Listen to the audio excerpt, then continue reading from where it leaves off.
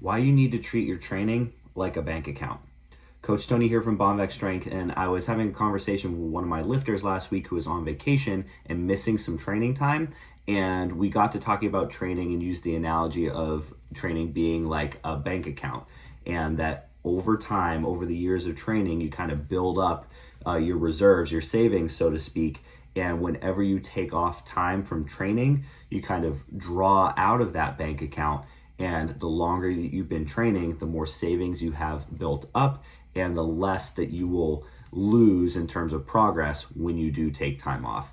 Now, when you're new to training, you don't have much saved up. Your bank account's pretty small. You just opened it. So if you take significant time off from training, then you're more likely to go down to a balance of zero. We see this all the time with newer lifters who are just getting started and having a hard time kind of being consistent with their training. They might train hard for a couple of weeks and get in, 3 solid training days, let's say for 3 weeks in a row. And then maybe on week 4, something happens and they only make it in once or twice. And then something else happens and maybe they disappear for 2 or 3 weeks. And what we see is when they come back, they've really kind of gone back to baseline. It's really unfortunate, but that's just the way it is. It really is like a bank account. And the longer you train and the bigger that you build up that savings, the more time you can take away and the more withdrawals you can make without getting yourself into trouble, without kind of getting yourself into financial ruin from a training standpoint.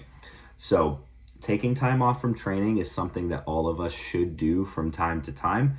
Family vacation, moving, big life changes, like if you get a new job, if you have a kid.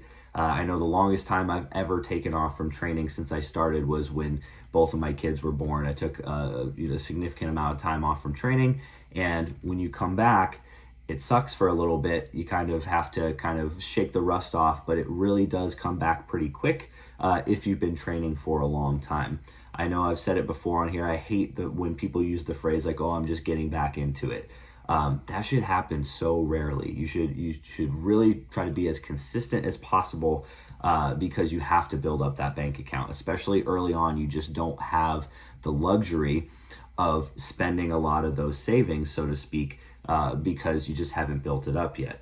So if there's something that you really want, aka there's some sort of vacation, there's some sort of something that's going to draw you away from training for a while, you've got to save up for it if training matters to you.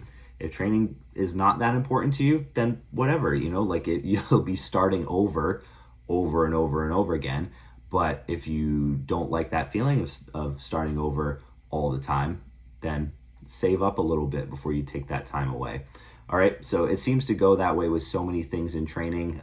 You can kind of bring it back to the whole like discipline equals freedom thing, where like the more dedicated and the more consistent and the more disciplined you are for longer, the longer you go kind of having those more disciplined habits, the more leeway you get when you break away from those, so kind of all plays on that same principle. So build up your bank account, make lots of deposits into your savings, and then when you want to step away for a little bit, you'll be better. You won't be in a bad situation when you do come back to training.